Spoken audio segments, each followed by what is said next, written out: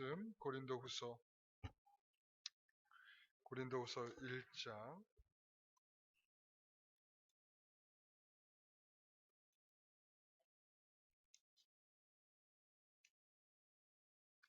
3절에서 7절까지 말씀.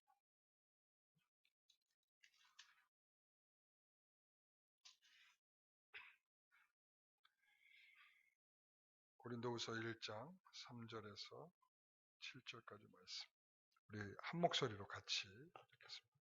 찬송하리로다. 그는 우리 주 예수 그리스도의 하나님이시요 자비의 아버지시요 모든 위로의 하나님이시며 우리의 모든 환난 중에서 우리를 위로하사 우리로 하여금 하나님께 받는 위로로서 모든 환난 중에 있는 자들을 능히 위로하게 하시는 이시로다.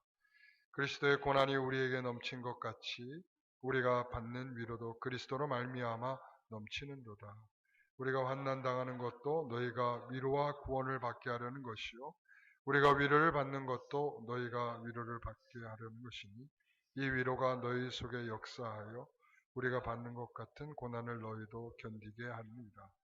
너희를 위한 우리의 소망이 견고함은 너희가 고난에 참여하는 자가 된 것 같이 위로에도 그러할 줄을 알미라. 아멘. 오늘은 종교개혁 503주년 되는 기념주일입니다. 그래서 오늘 여러분들에게 특강을 좀 하려고 합니다. 제목은 종교개혁자들과 흑사병이라는 제목입니다. 올 한 해는 코로나19 확산으로 전 세계가 전염병과 싸우고 있습니다. 코로나19로 인한 고통을 겪으며 많은 사람들은 중세의 흑사병을 떠올리고 있습니다. 유럽의 인구 3분의 1 혹은 절반을 사망하게 한 흑사병은 그 당시 유럽 사람들에게는 잊을 수 없는 공포 그 자체였을 것입니다. 현재 코로나19 세계 확진자는 4천만 명이 넘었고 사망은 100만 명이 넘었으며 감염된 나라는 218개국에 이르고 있습니다. 8개월 이상 진행되고 있는 상황에서 코로나19 확진자 수는 조금도 주춤하지 않고 여전히 빠르게 늘고 있습니다. 또한 겨울철이 다가오면서 독감과 함께 확진되며 더 강력한 사망률을 보일 것으로 예상하고 있어 많은 사람이 불안한 상황에 있습니다. 그런 상황에 독감 백신을 접종하고 사망한 사람들도 37명에 이른다는 질병청의 보고가 사람들을 더 급속도로 불안감에 빠뜨리고 있습니다. 이게 어제까지 상황입니다. 어제까지. 비록 모든 상황이 우리 교회의 활동을 제한하고 있고 성도들의 삶을 짓누르고 있지만 우리는 기독교 역사 속에서 교회가 이러한 고통의 상황을 극복하고 이겨냈음을 기억해야만 합니다. 특히 흑사병 속에서 하나님에 대해 더 신실한 마음을 갖게 되었던 루터, 쯔빙글리, 칼빈을 통해 우리에게 주는 특별한 교훈을 삼고자 합니다. 여러분들이 잘 알듯이 이 흑사병은 몇 세기에 걸쳐서 1300년대부터 시작돼서 1500년대에 이르기까지 몇 세기에 걸쳐서 계속되었고 또 아주 또 적게는 17세기에도 계속적으로 나타났다는 보고가 되고 있습니다. 우리는 지금 10개월 정도 되는 시간 동안도 이렇게 쩔쩔매고 있는데 그들은 몇 세기에 걸쳐서 이런 일들을 겪어냈다는 것을 우리가 좀 생각해 볼 때 우리가 좀 그들을 통해서 교훈을 삼을 수 있을 만한 내용들이 있지 않겠는가 이 생각으로 이 글을 쓰게 되었습니다. 먼저 마틴 루터를 보겠습니다. 그 앞에 있는 내용 우리 잠깐 위에 그 사진을 좀 띄워주시기 바랍니다. 지금 이제 요 내용인데요. 제가 먼저 읽어보겠습니다. 중세 후기 시대에는 지독한 전염병이 널리 확산되었는데 흑사병으로 수많은 사람들이 죽음을 당했습니다. 유럽을 오가는 상선을 통해 흑사병이 발생한 것은 1330년으로 추정하는데 지금 요게 1330년대에 상선들이 오갔던 통로이기도 하고 그리고 또한 그것이 구체적으로 예상되고 있는 흑사병의 경로입니다. 흑사병이 유럽에서 발발했다 이렇게 생각하시는 분들이 많이 있을 건데 실제적으로는 아시아에서 발생한 것으로 학자들은 생각을 합니다. 그리고 그 아시아에서 어디냐 이렇게 묻는다면 중국이라고 하는 사람도 꽤 많이 있습니다. 그러니까 이번에 전염병도 중국에서 시작되었는데 이 흑사병도 중국에서 시작됐지 않았나. 그래서 상선을 타고 터키 아시죠? 지금 저쪽에 첫 번째 저쪽 빨간 화살표가 이렇게 오잖아요. 오시고 나서 이렇게 내려오면 저희가 콘스탄티노플 이렇게 돼 있죠. 여기가 이제 터키 쪽이거든요. 그래서 이 경로가 아시아에서 나와서 출원돼서 이 터키를 거쳐서 이제 유럽으로 아마 이탈리아가 가장 먼저 감염이 되었다는 보고가 있어요. 그래서 이탈리아로 시작돼서 전 유럽을 뒤덮게 되는 상황이 됩니다. 그 다음 사진도 한번 봅시다. 그 다음 사진. 그 다음 사진도 보게 되면 이게 색깔별로 저 연도를 구분해서 확산된 그 세력들을 보여주는 건데 1347년경에는 이렇게 지금 빨간 게 진하게 되어 있는 부분들 그 다음에 1348년은 좀 더 이쪽 옅어지는 유럽으로 이쪽 이탈리아 로마라든지 이쪽 넘어오는 부분들 그 다음에 1349년은 또 위쪽 또 1350년과 그 지난 이후에는 더 위쪽 그 다음에 그 이후로 아주 작은 지역들에게 이렇게 나타난 저 그린색으로 된 거 있죠?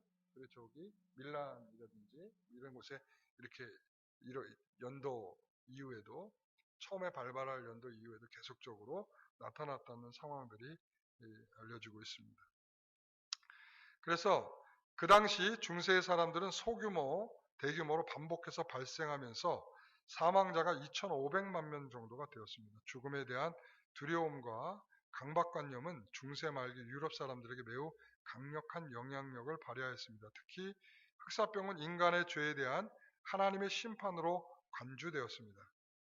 루터의 생애 동안에 끔찍한 고난과 고통이 많았는데 흑사병으로 인하여 당한 슬픔과 절망이 깊고도 컸습니다. 루터는 두 차례 흑사병으로 인해 인생의 전환점을 맞이하게 됩니다. 인생의 전환점을 맞이하게 됐다는 것은 첫 번째 우리가 루터가 이 신부가 되게 된 계기가 벼락을 맞고 이렇게 됐다. 친구가 죽으면서 그렇게 됐다라고 말을 하지만 실제적으로 그 이전에 이 흑사병으로 자기의 가까운 사람들이 죽어가는 것들을 보면서 형제들이 죽고 하는 것들을 보게 되면서 실제적으로 강한 그 위험을 느끼게 되면서 내가 신부가 되어야겠구나라는 강력한 주의 부르심을 잊게 되는 것입니다. 그래서 두 번에 걸쳐 그에게 충격적인 이 흑사병의 일들이 첫 번째는 그가 수도사가 되게 되는 계기가 되고요. 두 번째는 루터가 95개 조항의 반박문을 발표한 후에 만 10년이 되는 해 1527년에 여름에 흑사병이 비텐베르그에 창궐하게 됩니다. 그 창궐하게 되면서 이 부부는 굉장히 헌신적으로 루터 부부는 굉장히 헌신적으로 떠나지 아니하고 비텐베르그에서 그 사람들을 구제하고 돕고 돌보고 신방하고 하는 일들을 위해서 아주 헌신적인 노력을 하게 됩니다. 그 중간 하나 둘 셋 넷 다섯 번째 줄 루터가 종교개혁에 매진하고 있었던 비텐베르그에서도 많은 환자들이 발생했습니다. 루터의 집은 원래 수도원으로 사용하던 큰 건물의 저택이었기에 사진 한번 보여주십시오. 이게 그 당시에 이제 루터의 이제 집이었는데요. 이 흑사병 환자들이 이제 많이 나타나니까 이곳에 이제 환자들을 입원시켜서 치료하는 그런 일들을 했다고 합니다. 그래서 수많은 환자들을 받아들여서 치료를 하면서 돌보았습니다. 루터는 비텐베르그 시 교회의 담임 목회자 요하네스 하겐과 협력하여 흑사병에 감염된 환자들을 돌보았습니다. 루터와 임신 중이던 아내는 전염병이 확산되고 있는 중에도 담대하게 비텐베르그에 남아서 목회자로서의 임무를 수행했습니다. 먼저 일상적으로 복음을 선포하고 성례를 시행하면서 환자들의 집을 방문해서 목회적인 상담을 베풀었습니다. 그의 집은 환자들을 위한 임시치료소이자 응급병실로 사용되었습니다. 그러면서 이제 27년도에 자기에 가까운 사람들의 자녀들, 아내가 이렇게 죽게 되는 것들을 경험하게 됩니다. 그래서 심지어는 자신의 딸 막달레나도 1542년에 루터의 품에서 사망하게 됩니다. 이런 경험들을 계속하면서 이 루터도 굉장히 건강을 잃어가게 됩니다. 1928년 가을이 되면서 비텐베르그 시내에서 흑사병이 가라앉게 되면서 어느 정도 전염병이 수그러들자 루터는 자신의 행동을 비판하는 자들을 향하여 답변서를 냅니다. 왜 그런가 하면 야 떠나지 왜 거기서 전염병이 있는데 거기에 머무르고 있느냐 이렇게 비난하는 사람들이 굉장히 많았다고 합니다. 참 이상한 일인데 그렇게 헌신적으로 하고 있으면 박수를 쳐주고 그래야 될 텐데 불구하고 많은 사람들이 이제 루터를 좀 비난했답니다. 그래서 루터가 여기에 대한 반박글을 썼어요. 치명적인 흑사병으로부터 도망해야 하는가를 작성하여 발표하게 됩니다. 그 밑에 그 글 중에 일부인데요. 한번 같이 읽어보겠습니다. 나는 자비로우신 하나님께서 우리를 지켜주시도록 기도할 것이다.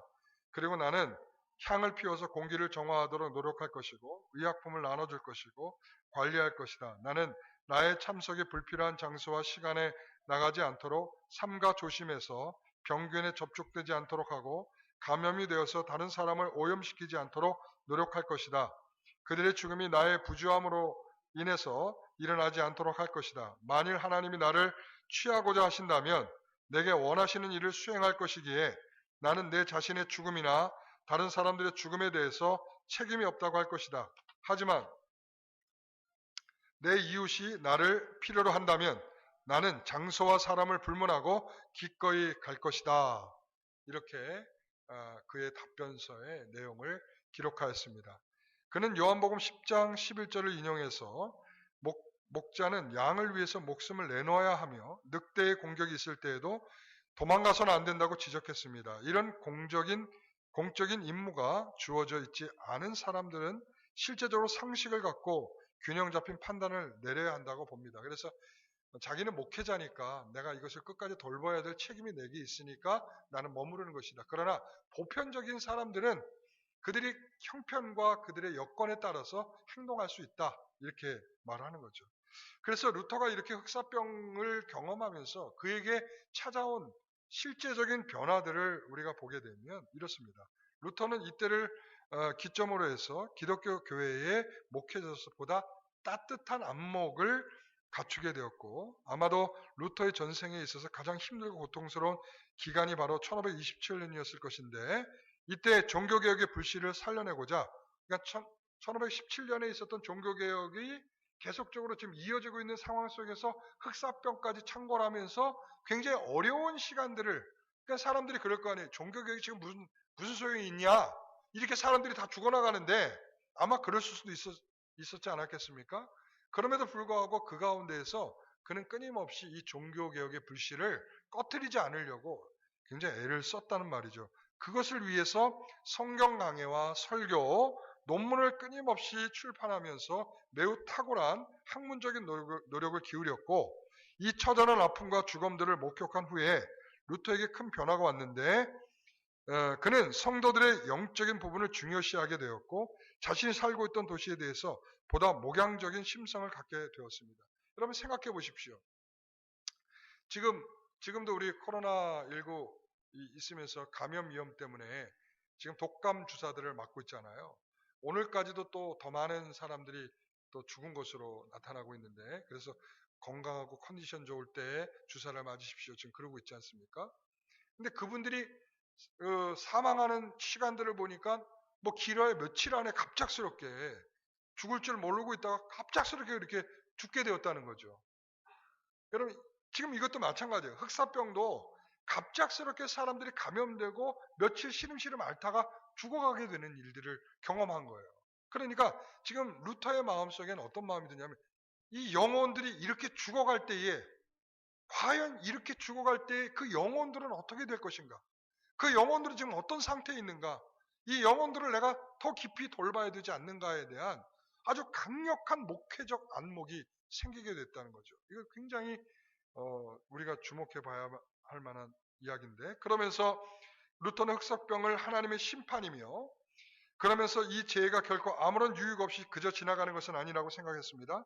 또한 단순히 하나님께서 자신들에게 채찍을 내리시는 것으로만 그치는 것이 아니요, 시험을 통과하는 과정이라고 생각했습니다. 굉장히 유익한 의미를 가진 거죠. 그걸 같이 한번 읽어봅니다. 그들은 하나님의 심판이라고 말한다. 만일 하나님께서 그들을 보호하시고자 하신다면 주님은 의약품이나 우리들의 돌봄이 없이도 그 일을 하실 것이다. 이런 행동은 하나님을 신뢰하는 것이 아니라 시험하는 것이다. 하나님께서는 의약품을 창조했고 우리가 지성을 갖고서 환자를 지도하고 돌보아 주도록 하셨으며, 그런 노력들로 인하여 우리는 건강하게 살아갈 수 있다. 우리의 믿음과 사랑에 대한 시험이다. 우리의 믿음은 하나님을 향하여 우리가 어떻게 행동해야만 하는가를 통해서 드러나고 체험되어지는 것이다. 우리들의 사랑은 우리가 이웃들을 향하여 어떻게 해야 하는가를 인식하는 가운데 드러난다. 그래서 이 루터가 그 새로운 방향들을 잡게 되는데, 그 당시에 여러분 생각해 보십시오. 이 14세기입니다. 16세기입니다. 이 16세기에 의학이 얼마나 발전됐겠습니까? 지금도 코로나19가 이렇게 시작되면서 의학이 붕괴되고 있지 않습니까? 이 많은 사람들이 나타나고 있다고 해서. 근데 그 당시에는 더 많은 사람들이 죽어가고 있는 상황들에 놓여져 있을 때, 그 당시에 열악한 환경 속에서 과연 치료가 어떻게 되었을까? 불가능했겠죠. 그래서 그들이 찾은 방법이 뭐겠습니까? 민간요법. 그리고 또한 더 구체적으로 말한다면 미신에 대한 것입니다. 이렇게 하면 난다더라. 왜 있잖아요. 저기에 올라가서 저 바위를 갈아서 갖다가 물을 끓여 마시면 난다더라. 아니면 저기 앞에 저 돌을 붙잡고 기도하면 난다더라. 이런 미신들이 계속적으로 이제 나타나면서 사람들을 혼란시키는 일들이 계속되게 된 것이죠. 그때 그래서 이 루터가 여기에 대한 문제의식을 가지고 이런 괴담들에 대하여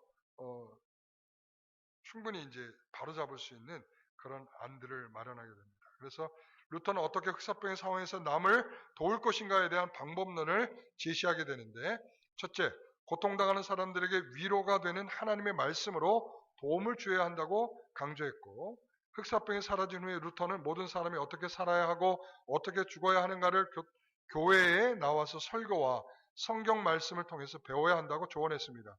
둘째, 사랑의 법이 우리에게 절실히 도움을 필요로 하는 사람들에게 편의를 제공하는 일을 하라고 명령한다는 점을 상기시켰습니다. 때로는 남에게 도움을 주고자 할 때에 우리 자신들에게 위험이 초래될 수 있다고 하였습니다. 셋째, 인간의 모든 노력을 다해서 질병으로 고통을 당하는 사람들에게 도움을 주고 고난을 덜어줄 수 있는 길을 찾아야 하며, 마태복음 7장에서 내 이웃을 내 몸과 같이 사랑하라고 하신 예수님의 말씀을 루터는 실천해야 한다고 주장했습니다. 루터는 성도들의 희망과 소망을 불러일으키는 데 열심을 다했습니다. 루터는 모든 사람들에게 영적인 준비가 필요하다고 강조했으며, 죄를 고백해야 하고 성례를 받아야 하며 죽기 전에 이웃과 화해를 해야만 한다고 했습니다. 루터가 흑사병을 피해서 다른 지역으로 가지 않고 죽어가는 영혼들을 위해서 목회적인 도움을 지속적으로 제공했다는 사실은 여전히 오늘날에도 유효한 교훈이 될 것입니다. 이 사건 외에 루터의 유명한 찬송가가 만들어졌죠. 지금도 애창되는 바로 그 찬송가, 내주는 강한 성이요 방패와 병기 되신다는 가사와 곡조가 나오게 된 것입니다.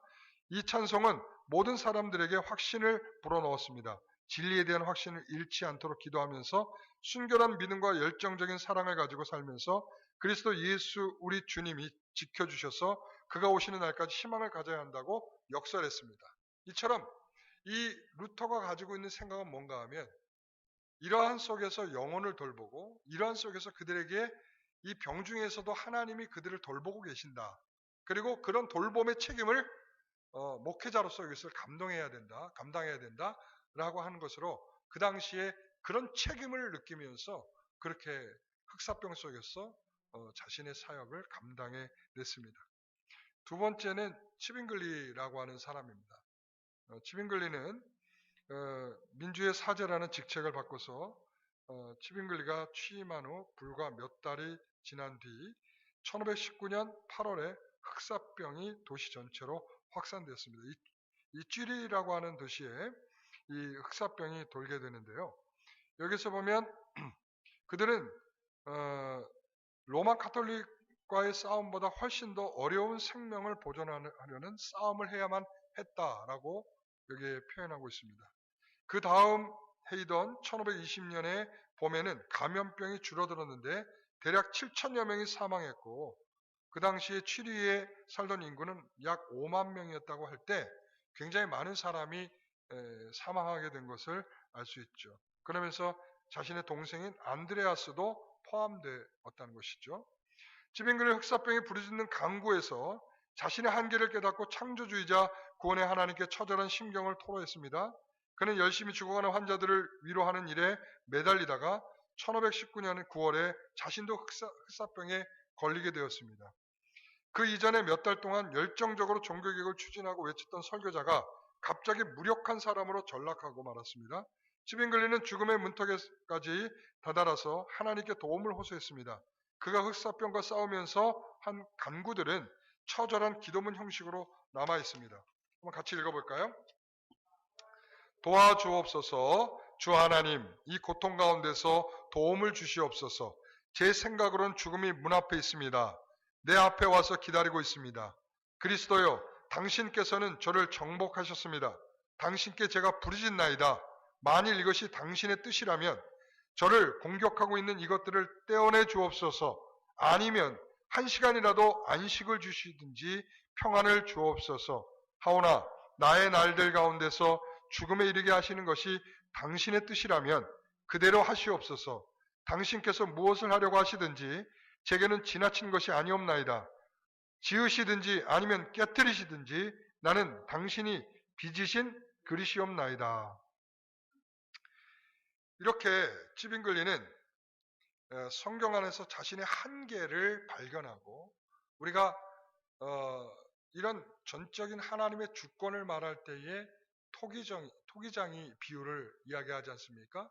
하나님께서 만들 권한이 있고 버릴 권한도 하나님이 있다라고 하시는 그 토기장의 권한처럼 그에게도 하나님에 대한 그런 깊은 깨달음을 갖게 되었고 하나님이 구원과 심판의 주권자이심을 재인식하였고 지독한 죽음의 체험을 통해서 치빙글리는 매우 중요한 변화를 겪게 되는데 특히 성경에 대한 태도의 변화가 가장 두드러졌습니다. 그 종교개혁에서 치빙글리는 성경의 절대 권위에 바탕을 두고 자신의 입장을 전개했습니다.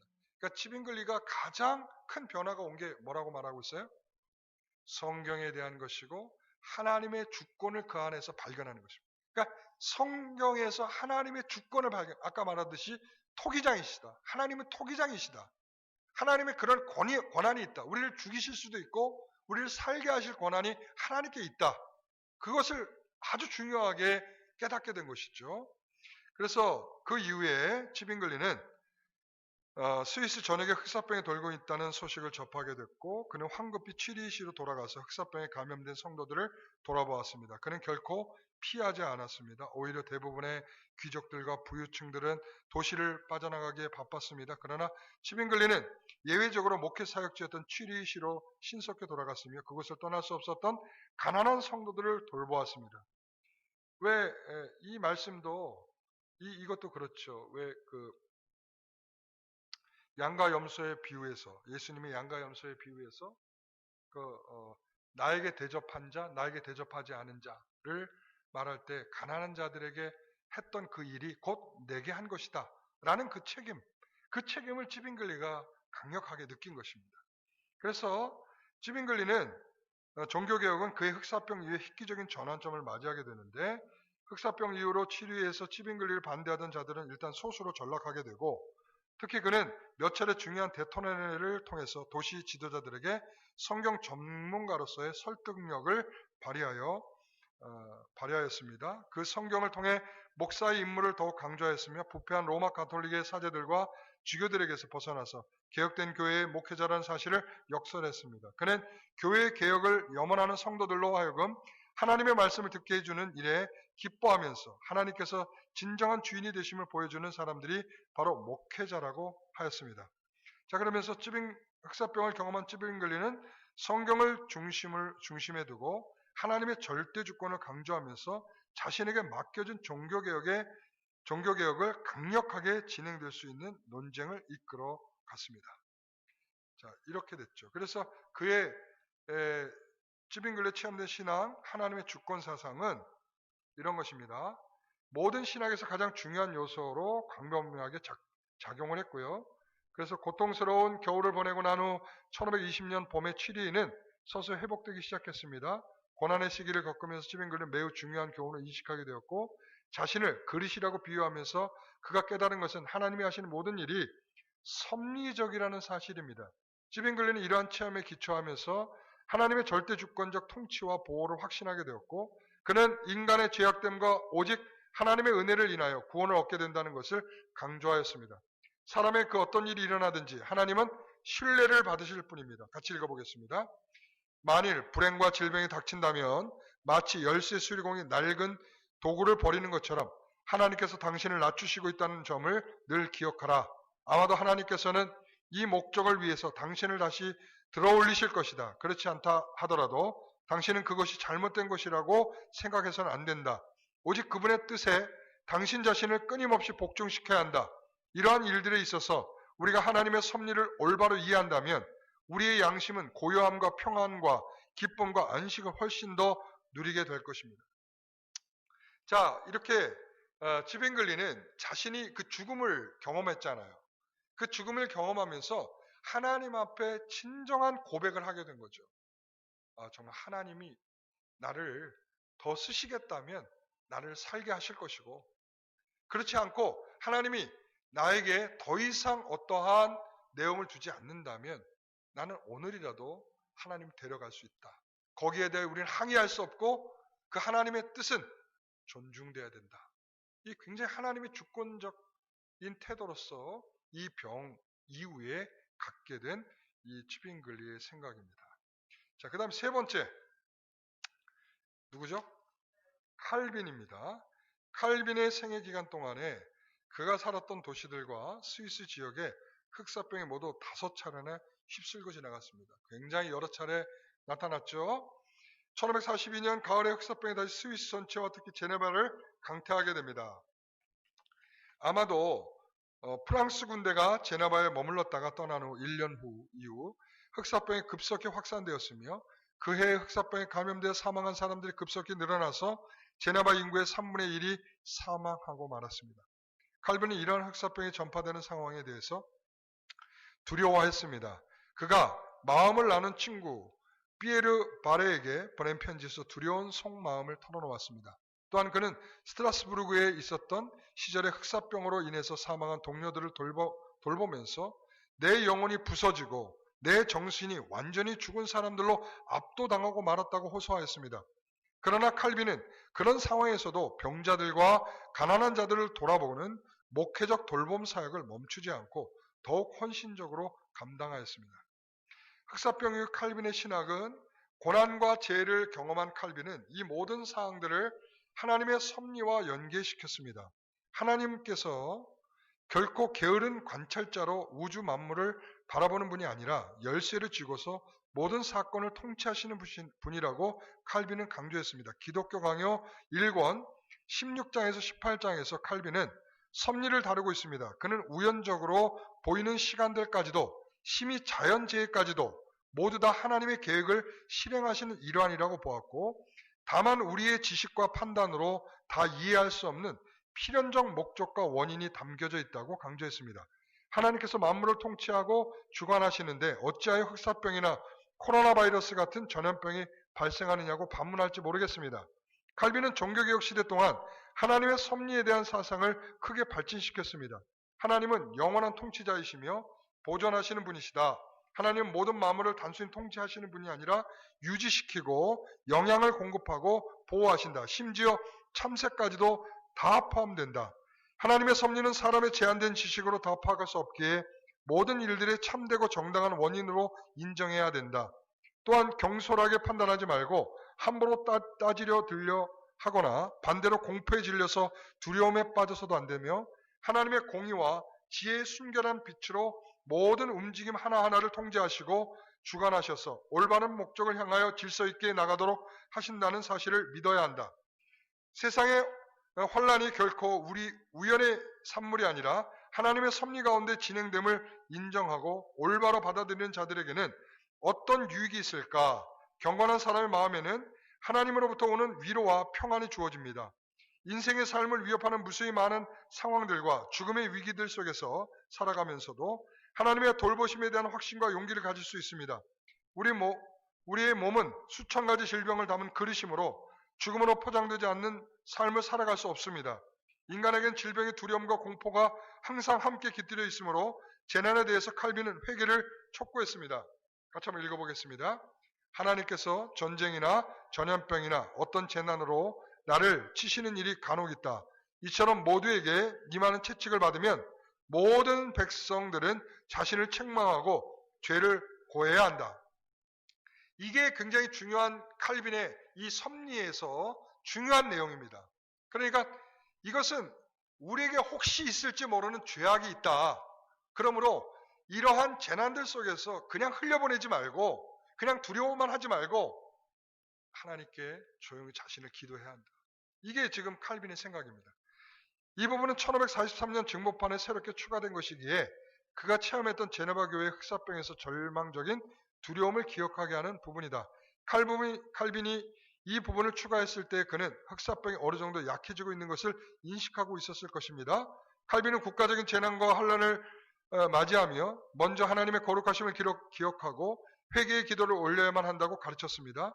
성경적인 관점에서 살펴보면 모든 인간들이 당하고 있는 갖가지 고난들은 결국 사람들의 약점들과 죄악들을 상기시켜줍니다. 현대사회가 극심한 물질 만능주의에 빠진 후로 인간이 처한 상황이 죄악으로 가득 차 있음을 새롭게 인식하지 않을 수 없습니다. 그래서 칼빈은 일반적인 전염병에 대해서 금식하고 회개할 사건이라고 보았습니다. 자, 여러분 보십시오.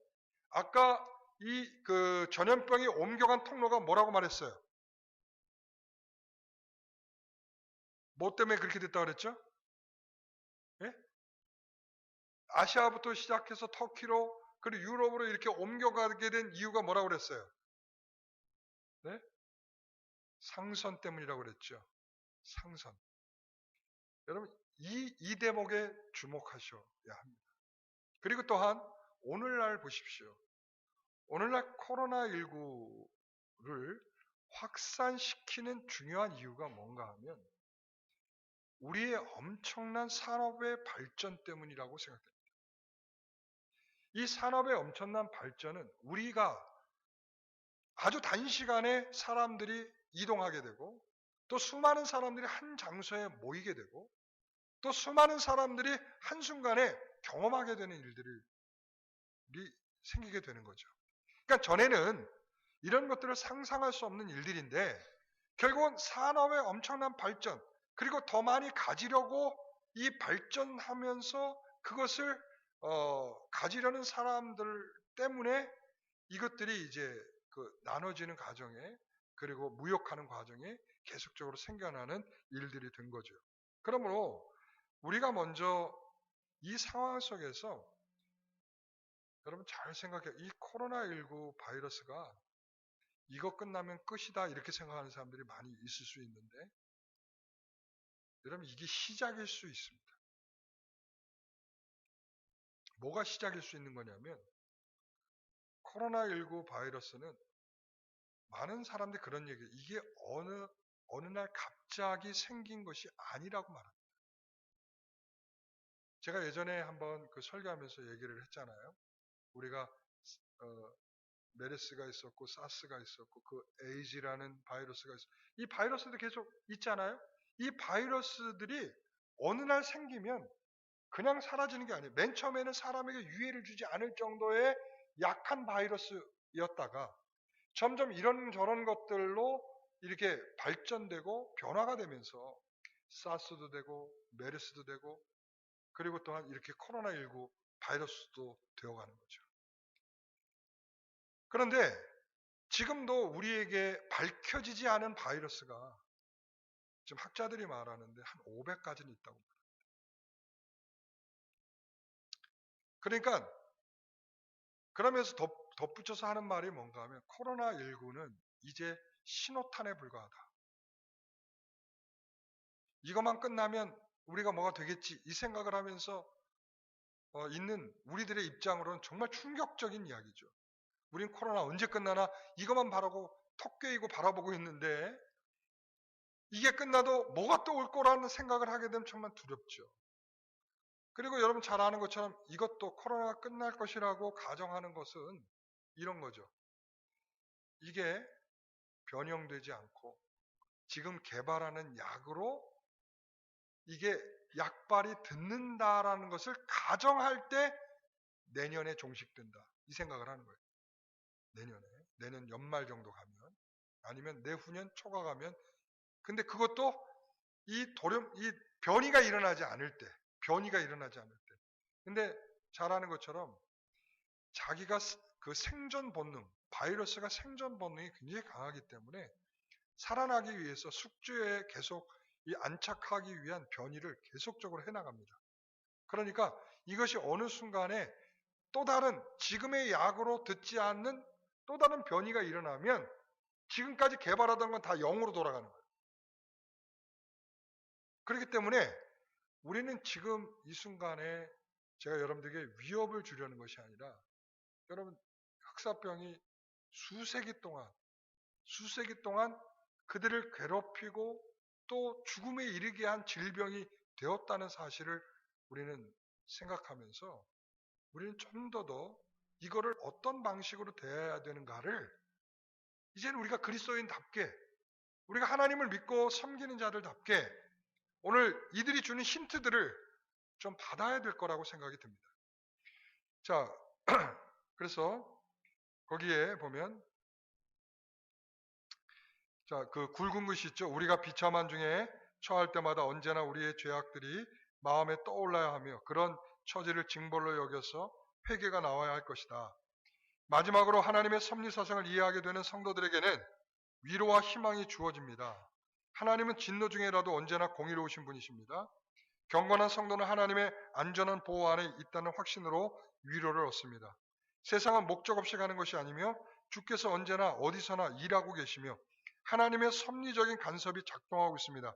최고의 평안과 행복은 하나님의 섭리를 아는 데 있습니다. 칼빈은 이것을 통해서 하나님의 주권과 함께 하나님의 섭리에 있는 것이다라는 하나님의 통치에 있는 것이고 하나님의 다스림 속에 있는 것이다. 그냥 우연히 일어난 것이 아니다. 그러므로 우리는 그 우연히 일어나지 않고 전 세계적으로 일어나고 있는 이 팬데믹에 대하여 우리는 좀 더 어떤 태도를 가져 혹시 우리의 죄악은 아니겠는가? 이들이 공감했던 생각은 뭐냐면 우리의 죄악에 대한 하나님의 심판이 있는 것이 아닌가라고 그 당시에 중세의 사람들은 그것을 생각하면서 하나님 앞에 그런 두려움을 갖게 되었다는 거죠. 어떤 사람은 좀 더 성도들을 구원에 이르러야 할 성도들을 위해 돌봐야 된다라는 것으로 나타났고 어떤 사람은 하나님의 주권이니 우리는 좀 더 담대해져야 된다라고 말하는 사람도 있게 되었고 이것은 우리의 죄악 때문일 수 있으니 그 섭리하신 하나님 앞에 우리가 좀 더 그분의 보호 아래 그분 앞에 기도하면서 우리의 죄악을 회개해야 되는 것이 아니냐라는 것으로 나타났다는 말이죠. 자, 그래서 유럽의 흑사병은 오랜 시간 동안 여러 세기를 걸쳐 많은 사람들에게 위협과 공포를 가져다 준 사건입니다. 당시 종교개혁자들이 그 사건을 목격하면서 그들이 가진 신학과 마음과 삶에 새로운 변화가 찾아왔습니다. 특히 종교개혁자들과 청교도들은 목회자들이 전염병 속에서도 다른 도시로 피난 가지 않고 환자들을 신방하고 위로하고 격려했습니다.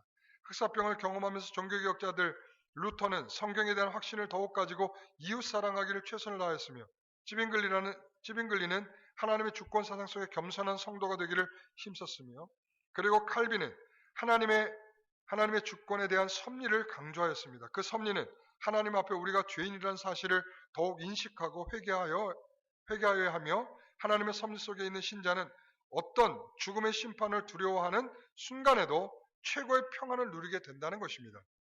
이처럼 우리는 코로나19의 시대 속에서 하나님께서 우리에게 들려주시는 메시지를 들어야 할 것입니다. 제가 여러분에게 드리고 싶은 말은 이겁니다. 우리에게 들려지는 메시지도 있지 않겠냐는 거죠. 그렇죠? 이들 시대에 이들에게도 하나님께서 흑사병을 통하여 그들에게 들려주신 이처럼 메시지가 있었듯이 오늘 우리에게도 메시지가 있지 않겠느냐라는 거죠. 그래서 우리가 얼마나 참혹한 죄인이며 전적으로 부패한 자라는 것을 인식하고 우리가 하나님 앞에 행한 무지한 행동들을 회개해야 할 것이다. 제가 먼저 우리가 깨달아야 할 것이 이거라고 저는 생각을 합니다. 우리가 얼마나 무지하냐, 우리가 얼마나 전적인 부패한 인간들인가. 그러므로 그러한 것으로부터 발생된 이 일들이 연결이 되어 있다는 것을 생각하면서 자신을 좀 더 하나님 앞에 회개하는 자가 되어야 된다. 이런 메시지가 없이 그냥 두려움 속에만 있다면 그것은 하나님의 은혜를 전혀 모르는 죽음의 심판을 두려워하는 뭐예요? 불신자의 상태에 있는 것입니다. 여러분 아시겠습니까? 두렵다. 난 죽음에 두렵다. 여러분 죽음이 두려운 것은 신자다움이 아니죠. 그렇죠? 초반엔 두려울 수 있습니다. 그러나 그 두려움을 이겨낼 수 있는 것은 그분이 우리에게 천국이시고 그분의 나라의 백성으로 영원히 살아갈 희망과 소망을 내 안에 더 불려주시기 때문에 그 죽음이라고 하는 것은 순간의 두려움은 있지만 결국 그 두려움을 이겨내며 영원한 즐거움 가운데 살아가는 은혜를 경험하게 되겠죠. 그런데 반대로 계속적으로 두려움 가운데 빠져 자기의 그 두려움을 이겨내지 못한다면 그 사망은 죄의 싹슨 사망이라고 하신 그 로마서의 말씀이 내 안에 지금 심판적으로 임하고 있는 결과라고 우리 스스로가 자인하고 있는 것입니다. 그래서 우리가 주의해야 할 것이 있습니다. 코로나 바이러스에 감염되지 않기 위해서 방역당국에서는 자가격리와 사회적 거리 두기를 강조하고 있습니다. 물론 조심하도록 노력해야 하고 당연히 마스크를 사용하고 손 씻기를 습관처럼 해야만 합니다. 그러나 교회는 그러한 내용들을 준수하면서 성도들의 영혼을 돌보는 일과 가까이 다가가는 일을 미룰 수 없습니다. 미룰 수 없다는 거죠. 왜? 이것이 언제까지 반복될지 모르고 언제까지 있을지 모르고 우리의 영혼은 언제 숨을 거두게 될지 모르는데 우리는 그저 이것이 끝나기만 기다리면서 영혼이 잠자는 것처럼 그런 상태로 놓여 있다면 이것은 정말 안타까운 일이 된단 말이죠. 그래서 교회에서 출석하지 못하는 시대의 성도들은 각 가정에서 혼자 유튜브나 텔레비전 예배를 드리고 있습니다. 그런데 각 개인의 방에서 영상으로 드리는 예배는 집중이 되지도 않거니와 전혀 익숙하지 않은 방식이라서 혼란을 겪고 있을 것입니다. 경건의 훈련과 성도의 헌신이 없이 그저 개인적인 형편에 맞추어서 편리한 방식으로 신앙생활을 하게 되면 결국 경건의 퇴보가 초래되고 말 것입니다.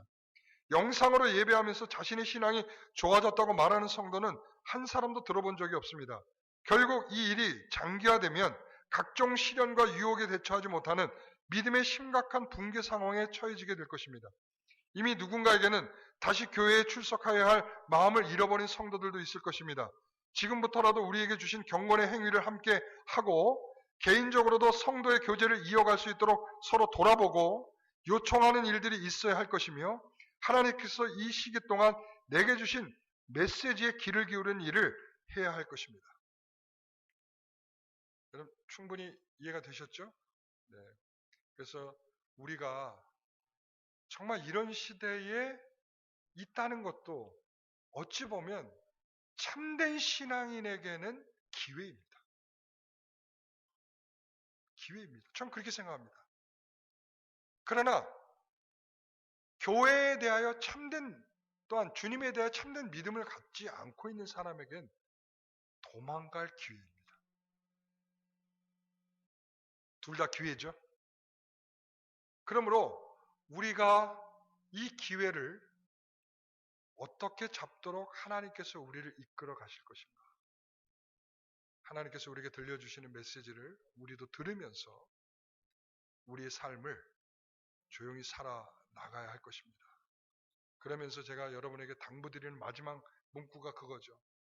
여러분, 교회는 그것입니다. 교회는 제가 지금도 나오는 통계가 그렇습니다. 코로나 이후에도 영상 예배 드리겠습니까? 예, 드릴 겁니다. 3분의 1.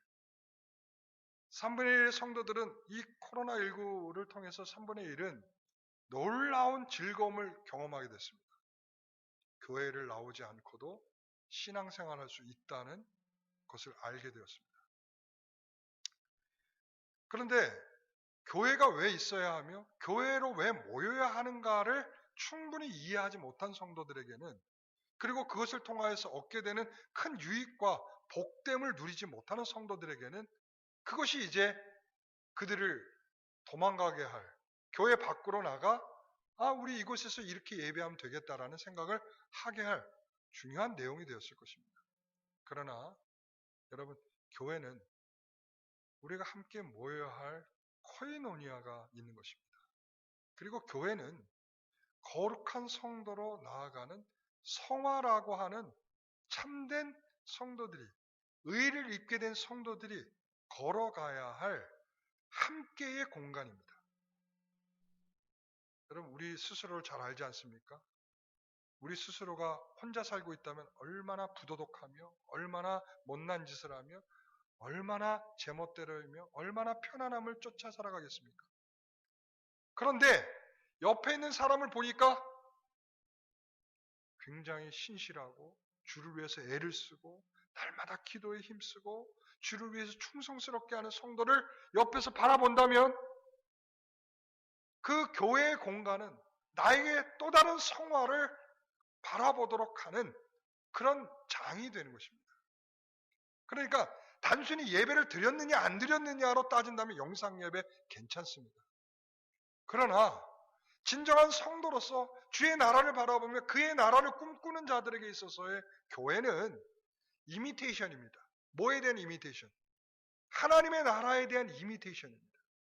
우리가 천국에 모여 함께할 그 영광스러움을 함께 꿈꿔야 할 공간이 교회인 것입니다. 그냥 우리가 어디에선가 예배를 드렸다 안 드렸다로 모든 것을 판단할 일이 아니라 함께 그 영화로움을 바라보며 서로 거룩한 일을 도모해야 할 거룩한 공간으로서의 교회입니다. 그래서 디아코니아가 일어나는 것입니다. 헌신이 일어나는 것입니다. 그리고 그들 가운데서 코이노니아가 일어나는 것입니다. 교제가 서로 일어나는 것입니다. 서로 사랑하며 서로를 돌보게 되는 것입니다. 이게 참된 교회인 것입니다. 단순히 예배만이라면 어디에서든지 영과 진리로 예배 드릴 수 있습니다. 그러나 참된 신자는 의를 입은 자로서 거룩한 길을 걸어가야 될 그런 운명을 가지고 있기 때문에 그것은 교회를 통하여 함께 도모해 가야 할 그런 일이 되는 것입니다. 오늘 여러분들에게 이러한 시대 속에서 우리들의 편안함과 우리의 탐욕을 따라 살 것인가, 아니면 정말 회개하고 더 하나님께 무릎을 꿇고 정말 기도하면서 나를 돌아보며 주의 길을 걸어가기를 힘쓸 것인가. 오늘 저와 여러분에게 주어져 있는 길입니다. 더 주님 앞에 기도하면서 새로워져 가시기를 바랍니다. 기도하겠습니다. 하나님 아버지, 감사합니다. 우리도 참으로 이 어려운 시기를 지난다 하지만 이미 중세 종교개혁 시대를 지난 수많은 유럽의 사람들은 그 어려운 고통 속에서 참혹한 현실에서 사람들이 죽어나가는 그 삶의 현장에서 그들을 바라보면서 더 주님 앞에 심판받는 자처럼 회개하고 하나님의 손안에 있는 섭리를 바라보며 더 주님 앞에 가까이 가려는 성도들이 있었습니다. 주여, 우리에게 그러한 마음을 주시옵소서. 더 주님 앞에 나아가며 때로는 우리가 이런 병에 대한 두려움보다 하나님을 더 두려워하는 마음을 갖게 하여 주시옵소서. 우리는 바로 그 앞에 서야 하고 그분의 영광스러움을 드러내야 하며 이 어려운 시기에서도 하나님을 영화롭게 하는 백성으로 살아야 할 책임이 주어져 있는 자들입니다. 어리석음에 빠지지 않게 해주시고 무지함과 편안함과 안일함에 빠져서 거짓스러움에 부정한 신자가 되지 않도록 하나님 저희들을 붙들어 주시옵소서. 이 시간 우리를 그렇게 이끌어 주실 줄 믿사옵고 예수님의 이름으로 기도하옵나이다. 아멘. 찬송가